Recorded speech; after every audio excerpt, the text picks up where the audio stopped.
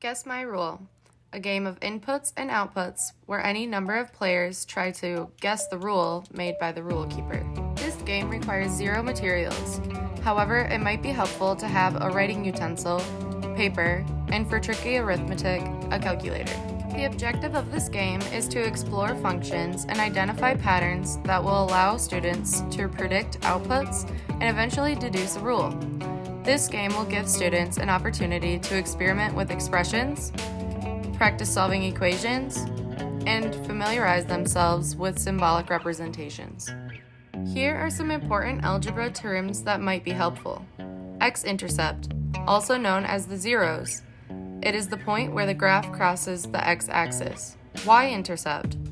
This is the point where the graph crosses the y-axis. Slope, also known as rise over run. This is the measure of steepness and direction of the graph.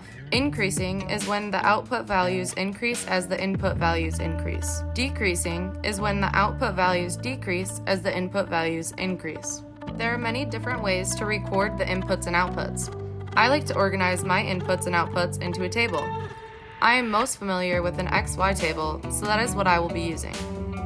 This game will have one rule keeper and at least one rule guesser. The rule keeper makes up a rule that produces an output from a given input. They calculate the outputs from given inputs, and they record the inputs and outputs. They also tell guessers if their guesses are correct or not. The rule guessers take turns giving inputs. On their turn, they can give an input or they can ask to guess the rule. Then they would give an input and guess the output. If their guess is right, they can guess the rule. If either their output guess or rule guess are wrong, it is the next guesser's turn. So who's ready to try this game? Begin by designating a rule keeper. I would first ask if anyone wants to start.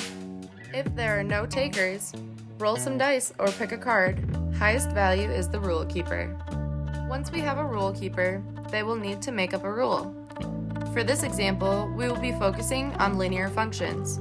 We will start with the rule 2x minus 2. Remember, the guessers cannot know the rule, so the rule keeper should either write it down privately or in their calculator. Now the guessers will take turns giving inputs. I like to start with the person to the left of the rule keeper. This person will give a number, and the keeper will write it down. The keeper will then calculate the output, and they will record the output. It is okay for the rule keeper to use a calculator.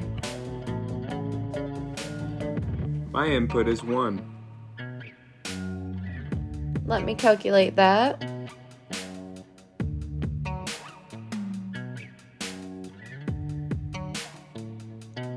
Alright, the output for 1 is 0. 2. The keeper then calculates again.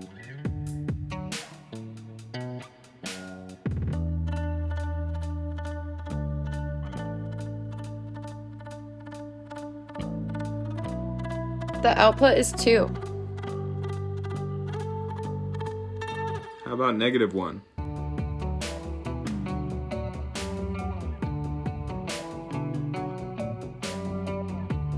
After calculating, I got -4 as the output.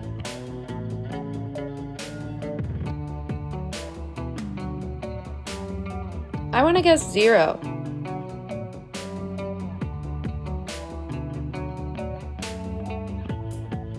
Alright, the output for 0 is -2.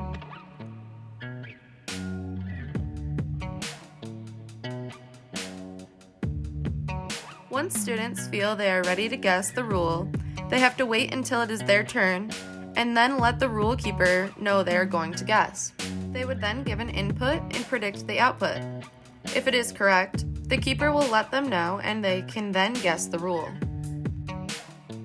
For example, it comes up to the next person. I would like to guess. If the input is 4, the output would be 6. That's correct. So what is my rule? Is it 2x minus 2? Yes, good job. Some things to avoid. The guesser will lose that turn and forfeit it to the next player if they don't inform the keeper they are going to guess the rule before guessing, and if they don't give an input and its output before guessing. I would like to guess. If the input is 15, the output would be 32. Sorry, the output is incorrect. Jackie, you're next. I would like to guess. If the input is 15, the output would be 28. Yeah, that's right. So what is my rule? I think your rule is x minus 1 times 2.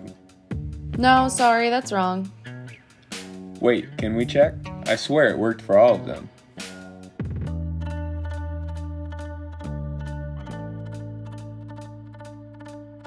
Wow, I guess your rule is right too. They must be equivalent. Look, they are. What now? Once someone has correctly guessed the rule, the student who guessed right is now the rule keeper, and the rule keeper becomes a guesser. They will start a new game with a new rule keeper and a new rule. I would suggest doing this game as a class first, until students feel comfortable enough to make their own rules. I would use examples of a positive and negative slope and a positive and negative y-intercept. Things you might want to point out are the increasing or decreasing outputs and the differences between the outputs. This will get students to think about trends and patterns as they are preparing to guess. There are so many ways that we can apply the framework of this game to learn and practice math.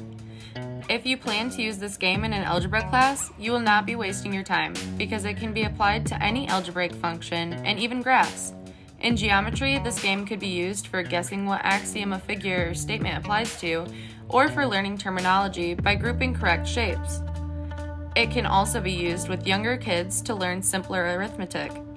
Lastly, we can extend this problem to higher level learners and explore various rules at the same time, not limiting the rule keepers to linear functions, but allowing them to pick from any range of functions. Thanks for watching this video, and I hope you enjoy the game.